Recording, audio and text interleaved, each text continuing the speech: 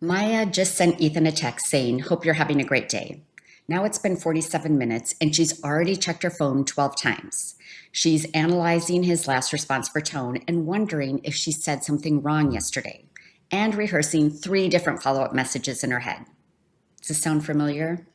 If you have anxious attachment, you probably have parts of you that never stop watching, scanning, and analyzing your relationship for signs of danger. And today, we're going to meet those parts. Hi, we're Joel and Tehrina Terry. We're licensed therapists here to help you heal from anxious attachment, stop chasing unavailable love, and build the secure relationships and community you deserve. And today, we're talking about the anxious parts that are constantly trying to keep your relationship safe, your attachment managers. Let me introduce you to Maya.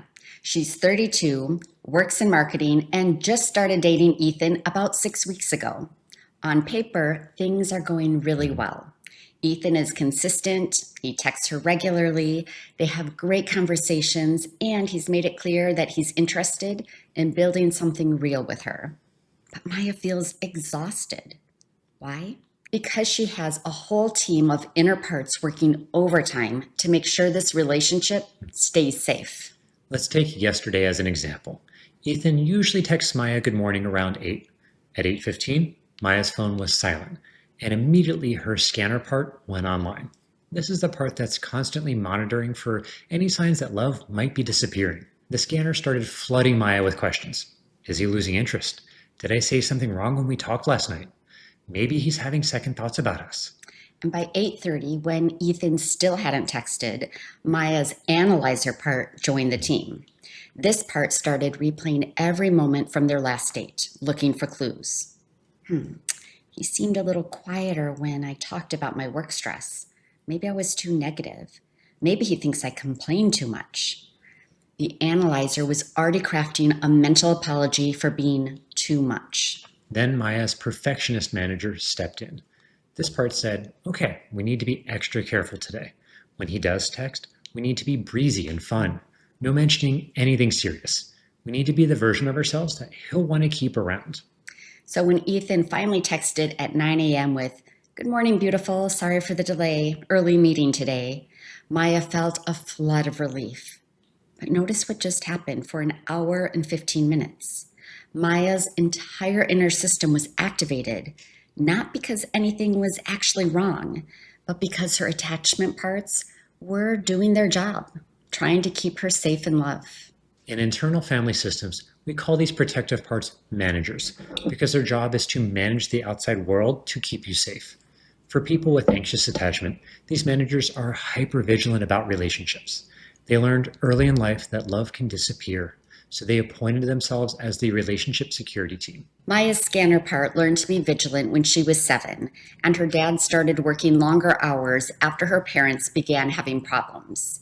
She noticed that when Dad was stressed, he was less available for bedtime stories and weekend adventures. Her little system learned, I need to watch for signs that love is disappearing so that I can do something about it. Her analyzer part developed when she was 12 and her best friends suddenly started excluding her from group activities. Maya spent weeks trying to figure out what she'd done wrong, replaying every interaction.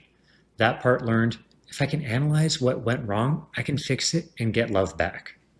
And her perfectionist manager formed during her teenage years when her mother would give her the silent treatment during conflict. Maya learned that being good enough meant avoiding any behavior that might trigger abandonment. These parts aren't trying to make Maya's life difficult. They're trying to save her life. In their minds, losing love equals death, because for a child, losing parental love can literally mean not surviving. Here's what many people don't realize. Having anxious attachment isn't just about feeling worried about your relationship. It's about having multiple parts of yourself working full-time jobs that they were never supposed to have to do. Think about Maya's daily experience. Her scanner is on duty from the moment she wakes up, monitoring Ethan's text response time, tone, and frequency. Her analyzer is constantly processing interactions, looking for problems to solve. Her perfectionist is crafting the right version of Maya to present each day. These parts are working around the clock. So it is no wonder that people with anxious attachment often feel exhausted in relationships, even good ones. It's not the relationship that's draining, It's the internal management system that never gets to rest. And here's the tricky part. These manager parts often create the very problems they're trying to prevent. When Maya's perfectionist part makes her hide her authentic needs, she doesn't get the real intimacy she's craving. When her analyzer part brings up concerns in an anxious way, it can push Ethan away. When her scanner part misinterprets normal relationship rhythms as danger signs, it creates unnecessary conflict. Maya's managers are constantly testing her relationship with Ethan to see if it's safe. Is he still interested? Does he still care? Will he stay? This is actually a really common pattern for people with anxious attachment. We test our relationships instead of trusting them.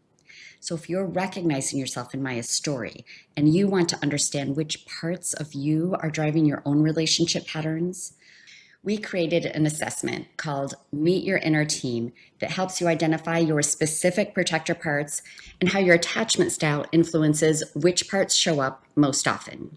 You can take it for free, and we'll put the link in the description. Maya's managers face an impossible task. They're trying to control someone else's feelings and choices, which is actually impossible. But they don't know that. They think if they just scan carefully enough, analyze thoroughly enough, and perfect Maya enough, they can guarantee that Ethan will stay. The painful irony is that the more these parts try to control the relationship, the less authentic connection Maya can create. Real intimacy requires vulnerability, but Maya's managers see vulnerability as dangerous. They'd rather have Maya be safe and performative than risk truly being seen and potentially rejected. This is one of those patterns that feels so isolating when you're in it. You can look around and wonder why everyone else seems so effortless in relationships while you're constantly worried. If this resonates with you, please hit the like button. It helps other people who are struggling with these same patterns find this content. And if you know someone who might be feeling this way in their relationships, sharing this video might help them feel less alone in what they're experiencing. Maya's anxious managers didn't form because she's broken or overly sensitive. They formed because her attachment system learned that love was conditionally available and potentially fragile. Her parts adapted brilliantly to protect her in that environment. But here's what those parts don't realize. Maya isn't 7 anymore, watching her dad withdraw. She isn't 12, being excluded by friends. And she isn't 15, walking on eggshells around her mother. She's 32, with adult resources, adult choices, and the ability to handle relationship challenges in ways she couldn't as a child. Maya's managers are still operating from old information. They think Maya is still that vulnerable child who couldn't survive losing love. They don't realize that adult Maya can handle difficult conversations, can set boundaries, can even handle heartbreak if necessary. And she'd be okay. I'm curious. What does your anxious manager part look like? Does it scan text messages like Maya's? Does it rehearse conversations? Does it try to be perfect to keep love? Let me know in the comments. I love hearing how these parts show up differently for different people. Here's what I want Maya to know, and what I want you to know if you have anxious managers. These parts of you are not problems to be solved. They're not character flaws or signs of weakness. They're evidence of how hard you've worked to love and be loved, even when it felt dangerous. Maya's scanner part has been standing guard over her heart for 25 years. Her analyzer part has been trying to solve the puzzle of love since she was 12. Her perfectionist part has been trying to make her worthy of people staying since she was a teenager. And these parts deserve appreciation, not criticism. And the goal isn't to get rid of these managers. It's to help them understand that they don't have to carry this burden alone anymore. There's a part of Maya that's wise, calm, and capable of leading her relationship from a place of security rather than fear. So, how do we help these vigilant, hardworking parts of ourselves feel safe enough to relax? How do we move from anxious attachment to earned security? That's exactly what we're building toward in this series.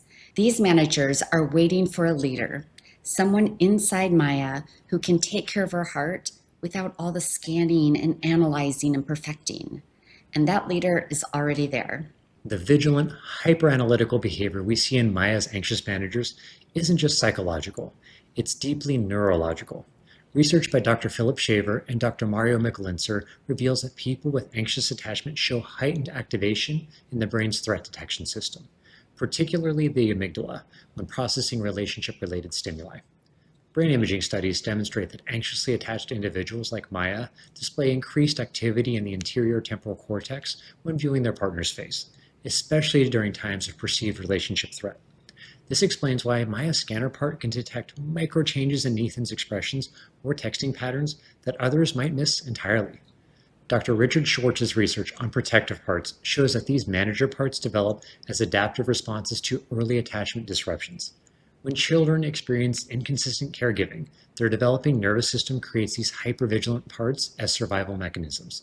The parts become encoded in implicit memory networks that activate automatically in adult relationships. Particularly relevant to Maya's experience, studies on cortisol patterns in anxious attachment show that these individuals maintain higher baseline stress hormone levels and show more dramatic spikes during relationship uncertainty. This physiological hyperarousal explains why Maya feels exhausted, even when things are going well with Ethan. Her system is constantly prepared for threat. And the most hopeful research comes from Dr. Sue Johnson's work on earned security, which demonstrates that these anxious management systems can learn to relax when they experience consistent, responsive love. The neuroplasticity research shows that new experiences of safety can literally rewire these protective patterns, allowing the parts to step back and let the integrative self lead from calm and connection. So let's get to the heart of it. If you see yourself in Maya's story, I want you to know something important. Your anxious managers aren't evidence that you're too much or too needy. They're evidence of how deeply you care about love and how hard you've worked to keep it safe. Maya's scanner part has been keeping watch for 25 years. That's 25 years of vigilance, of caring, of refusing to give up on love even when it felt dangerous. Her analyzer part has spent decades trying to understand the mystery of human connection, believing that if she could just figure it out, she could make love last. Her perfectionist part has been working tirelessly to make her worthy of other people staying, never taking a day off from the job of being good enough. These parts deserve our respect, not our criticism. They took on impossible jobs, trying to control other people's feelings, predict the future, and thereby guarantee love's permanence, because they love you that much. They would rather exhaust themselves trying to keep you safe than risk you experiencing the pain of abandonment again. But this is what I want those hardworking parts of you to hear. You don't have to do this alone anymore. You've been carrying the weight of keeping love safe for so long, but there's a part of Maya and a part of you that's strong enough, wise enough, and loving enough to take care of your heart without all the scanning and monitoring and perfecting. Your managers have been waiting for someone that they can trust to lead, someone who can handle difficult conversations, who can tolerate uncertainty, who can love authentically, even when it feels risky. And that someone isn't outside of you. It is the deepest, truest part of who you are. The journey from anxious attachment to earned security isn't about fixing your managers or getting rid of them. It's about helping them feel safe enough to step back and let your wise, loving self take the lead. When that happens, you can love from a place of fullness rather than fear, connection rather than control, and trust rather than testing. In Maya's story, it doesn't end with exhaustion and anxiety. As she learns to appreciate her managers and help them feel safe, they begin to relax. The scanner learns that love can be trusted without constant monitoring. The analyzer discovers that connection doesn't need to be solved like a puzzle. The perfectionist realizes that Maya is worthy of love exactly as she is. That's the earned security we're all moving toward, not the absence of these caring parts, but the presence of the wise self-leadership that helps them transform from exhausted managers into trusted advisors. Up next, we're going to meet Ethan and explore what's happening on the other side of this relationship.